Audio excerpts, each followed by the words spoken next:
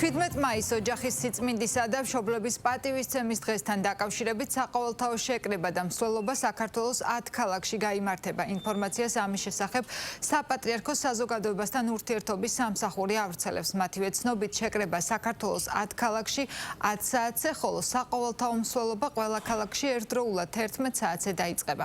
დედაქალაქში შეკრების ადგილია ქაშვეთის ტაძარი, საიდანაც სამების საპატრიარქო ტაძრამდე ტრადიციული მსვლელობა გაიმართება, რომელშიც მონაწილეობას სამრევლოები და მათი წინამძღვრები, ასევე საკვირაო სკოლები მიიღებენ. სამებაში მისულ მოქალაქეებს პატრიარქი დალოცავს. 17 მაისს უწმინდესი და უნეტარესი შიო მესამე სადღესასწაულო წირვას აღავლენს. ეს იქნება პირველი შემთხვევა, როცა პატრიარქ ილია მეორის გარდაცვალების შემდეგ საპატრიარქო წირვა ჩატარდება.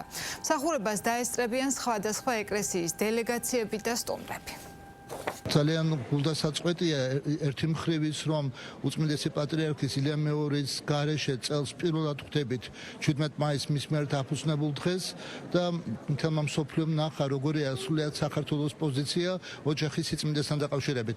ღვთის მადლით ისე მოხდა, რომ ახალი პატრიარქი უკვე აღსაყდრებულია, მისი უწმინდესობა და უნეტარესობა შიო მესამე, ახლა და არჩეული და აღსაყდრებული პატრიარქი იმავე ნიშნულობით, იმავე განსაკუთრებულობით აღნიშნავს ამ დღეს, რაც არის მთელი საქართველოსთვის ერთ-ერთი ყველაზე განსაკუთრებული დღე. იგეგმება 17 მაისს სადღესასწაულო წირვა. ეს პირველი შემთხვევა იქნება, როცა უწმინდესი პატრიარქის ილია მეორის გარდაცვალების შემდგომ პირველი საპატრიარქო წირვა ჩატარდება.